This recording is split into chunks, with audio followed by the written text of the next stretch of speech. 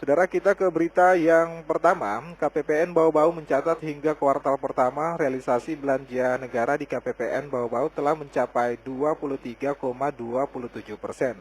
Selengkapnya reporter RR Bau-Bau Herul Mulku menurunkan laporannya.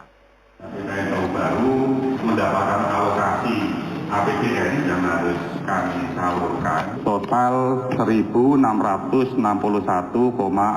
miliar atau 1,6 triliun. Pada kuartal pertama tahun anggaran 2022 atau sampai dengan 30 April 2022, realisasi belanja negara di Kantor Pelayanan Perbendaharaan Negara Kota Bau-Bau telah mencapai 386,63 miliar atau 23,27%. Realisasi ini tercatat tumbuh 30,91% dari tahun 2021. Kepala KPPN Bau-Bau Herianto kepada awak media di Bau-Bau Rabu mengatakan kondisi ini terutama dipengaruhi oleh kinerja belanja transfer ke daerah dan dana desa yang tumbuh sebesar 74,13%. Tentunya hal ini sangat membanggakan bagi kita semua karena kalau kami bandingkan dengan periode yang sama di tahun anggaran sebelumnya, secara nominal telah tumbuh 30,91% secara year on year-nya, dan juga capaian realisasi belanja pemerintah pusat terdapat pertumbuhan sebesar 12,70%. Herianto juga menyebutkan realisasi belanja pemerintah pusat sebesar 234,21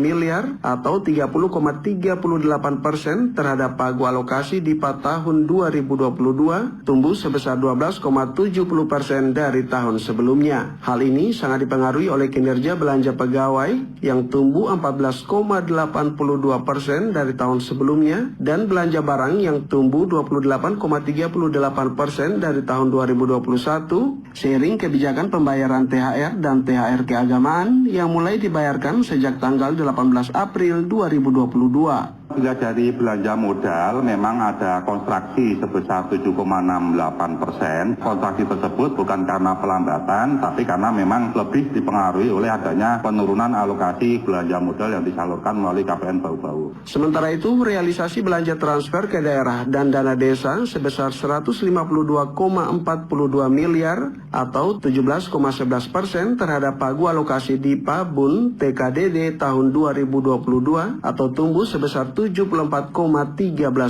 dari tahun sebelumnya. Juga sangat dipengaruhi oleh adanya jenis belanja TKDD baru yang disalurkan mulai tahun 2022 yaitu DAK non-fisik yang sampai dengan akhir kuartal 1 telah tersalurkan sebesar 50,77 miliar atau 33,87% terhadap pagu DIPA DAK non-fisik. Reporter RRI Bau-Bau Hairul Mulku melaporkan.